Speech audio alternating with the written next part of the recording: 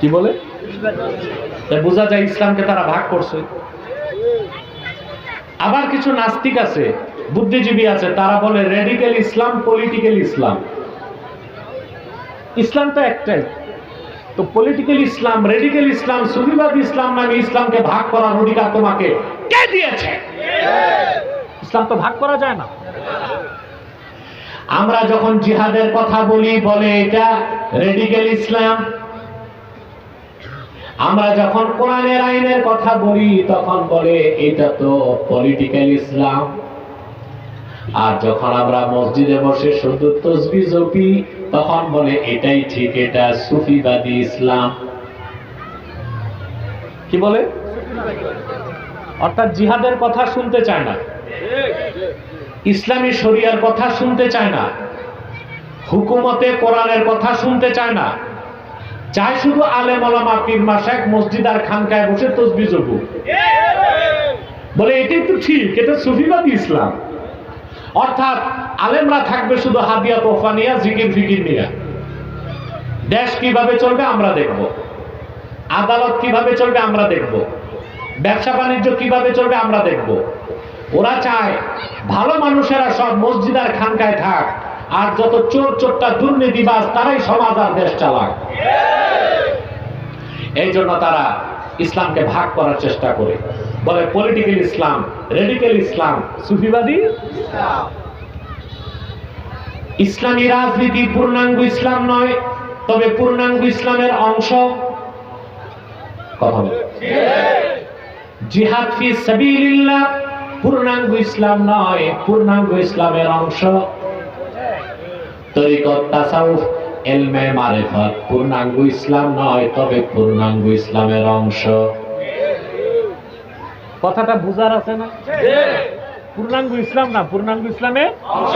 অতএব রেডিক্যাল ইসলাম, সুফিবাদী ইসলাম আর পলিটিক্যাল ইসলাম বলে ইসলামকে ভাগ করতে যারা চায়, নিঃসন্দেহে তারা বেঈমান, জিন্দিক, ইসলাম ও মুসলমানের শত্রু, পশ্চিমাদের দালাল ছাড়া আর কিছু না। ইসলাম প্রতিষ্ঠার জন্য জিহাদ লাগবে, দ্বীনের হুকুম কায়েম করার জন্য রাজনীতি করতে হবে, আত্মশুদ্ধির জন্য তরিকত তাসাউফ লাগবে, আল্লাহ আল্লাহ বুজুর্গের সোহবত লাগবে। আপনি একটা বুঝবেন আর একটা বুঝবেন না, তাতে হবে না। এই জন্য বলেছি আমার দেশের শতকরা 88% মুসলমান, থোতায় কয়েকখান দাঁড়িয়ে, মাথায় একখান টুপি, নামাজ রোজা জিকির ফিকির সবই আছে, কিন্তু পূর্ণাঙ্গ ইসলামের পরিচয় কি তা তারা জানে? এই জাতির কান পেতে শুনে রাখো চাঁদপুরের মানুষ, এই বাংলাদেশের মুসলমানের 70% যেদিন পূর্ণাঙ্গ ইসলামের পরিচয় জেনে যাবে, সেদিন এই বাংলাদেশে আল্লাহর কোরআনের হুকুমত কায়েমে কেউ বাধা দিতে পারবে না।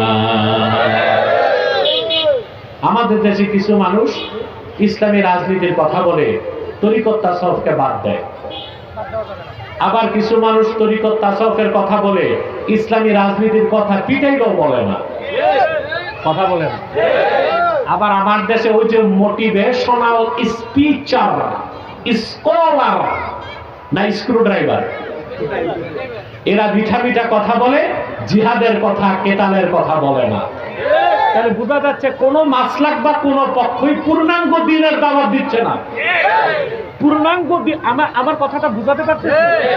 পূর্ণাঙ্গ দ্বীনের দাওয়াত যখন জাতি পাবে, জাতি যখন ইসলামের পূর্ণাঙ্গ পরিচয় পাবে, বাংলাদেশের জাতীয় সংসদে সেই দিন আল্লাহ দ্বীনের ঝান্ডা উড়ে যাবে। পূর্ণাঙ্গ দ্বীনের পরিচয় আপনাকে জানতে হবে। তাহলে বোঝা যাচ্ছে ইসলামী রাজনীতি পূর্ণাঙ্গ দ্বীন না, পূর্ণাঙ্গ দ্বীনের অংশ। জিহাদ ফি সাবিলিল্লাহ পূর্ণাঙ্গ দ্বীন না, পূর্ণাঙ্গ দ্বীনের অংশ। তরিকাত, তাসাউফ, আল্লাহ ওয়ালাদের সোহবত, জিকির ফিকির, মুরাকাবা, মুশাহাদা, এগুলো পূর্ণাঙ্গ দ্বীন না, পূর্ণাঙ্গ দ্বীনের অংশ। তাহলে বোঝা যাচ্ছে একটা রাষ্ট্রে আল্লাহ দ্বীনের হুকুমতকে কায়েম করতে রাজনীতিবিদ লাগবে, মুজাহিদ লাগবে, লেখক লাগবে, স্পিকার লাগবে, আল্লাহ বুজুর্গদের তাওয়াজ্জু লাগবে। আপনি একটা মানবেন, একটা ছাড়বেন, সফল হইতে পারবেন না, শুধু নিজেরা মারামারি করে যাবেন। আর কাফের মুশরিক ডিভাইড এন্ড রুল আপনাদেরকে ভাগ করবে, আর পশ্চিমারা আপনাদেরকে তাদের গোলামি করাবে।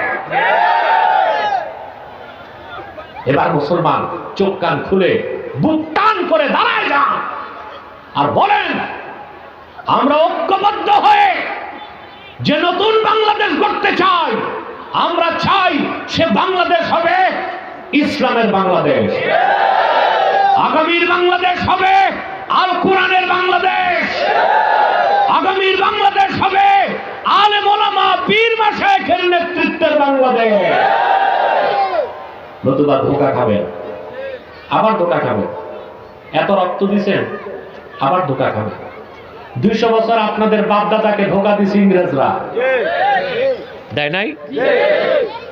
47-এর পর 24 বছর আপনাদেরকে ধোঁকা দিয়েছে পাকিস্তানিরা। 71-এ দেশ স্বাধীনের পর 53 বছর যারাই ক্ষমতায় এসেছে আপনাদের সাথে প্রতারণা করেছে, ধোঁকা দিয়েছে। ইসলামের পক্ষে একটা আইন পাশ করে নাই, মুসলমানদের দাবি দাওয়া আদায় করে নাই, বাংলাদেশকে আধিপত্যবাদ মুক্ত করে নাই। তারা দেশের মেহনতি জনতার রক্ত পানি করা ঘামের পয়সা দুর্নীতির মাধ্যমে বিদেশে পাচার করে বাংলাদেশকে তলাবিহীন ঝুড়ি বানায় দিয়েছে।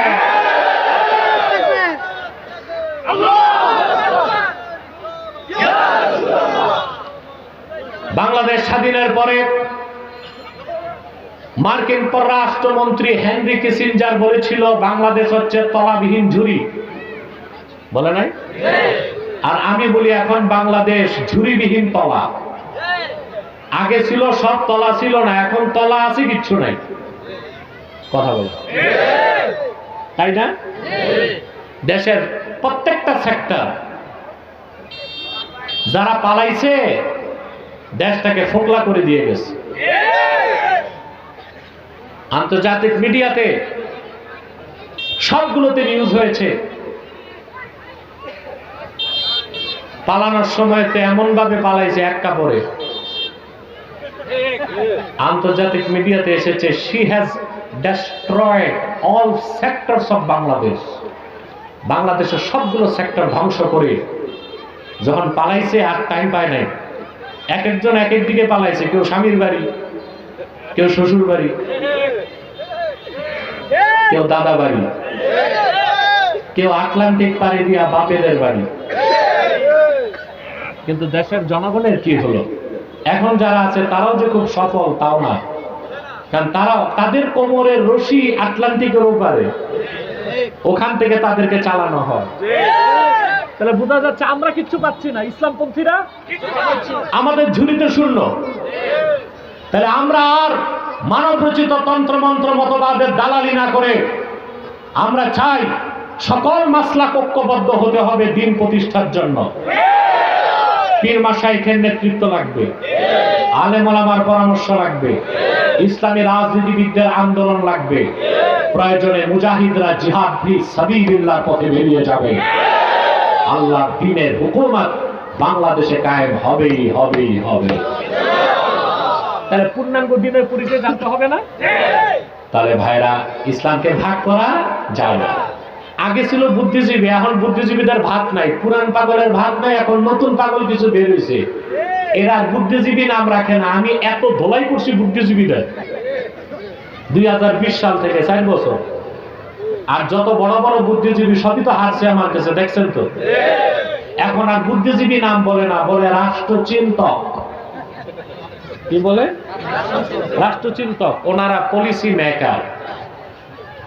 একজন তো আছে, তারে ধরছিলাম, আমি নাম বলবো না, এই সমন্বয়কদের মাথা নষ্ট করেছে। কিমভূত কিমাকার সুরত, সাদা কুর্তা পরে, এত মোটা পায়জামা, আলিগড়ি, ওর ভিতরে ওর নাতিরে ঢুকানো যাবে, মাথায় কিমভূত কিমাকার টুপি, রবি ঠাকুরের মতো লম্বা দাড়ি, 3 ইঞ্চি মোটা মোষ, পিছনে সরস্বতীর মূর্তি, সামনে লালনের বেহালা। আপনারা তার নামটা জানেন।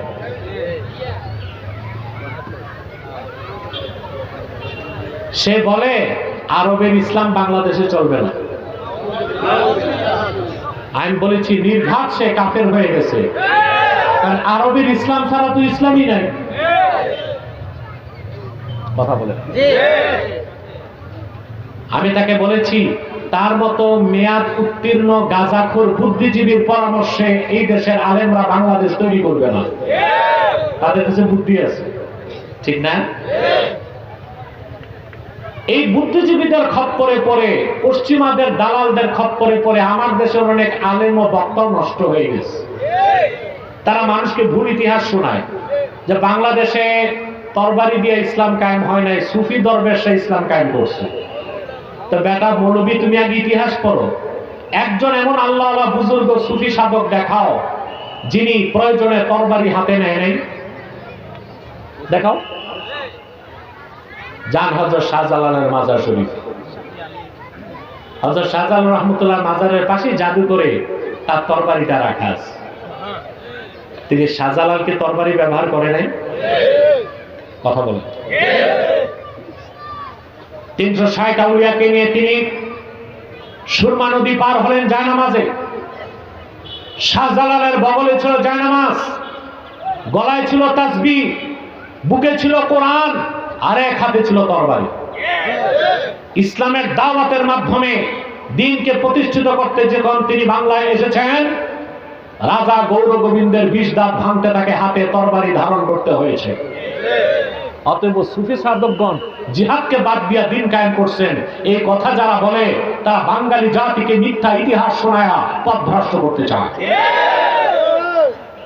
শাহজালালেরও আগে সুলতান মাহমুদ বালখি রহমতুল্লাহ 440 হিজরিতে বাংলাদেশের প্রাচীন রাজধানী বগুড়া মহাস্থাগর, ইতিহাসের নাম পুন্ড্রু বর্ধন, পড়ছেন না ইতিহাস?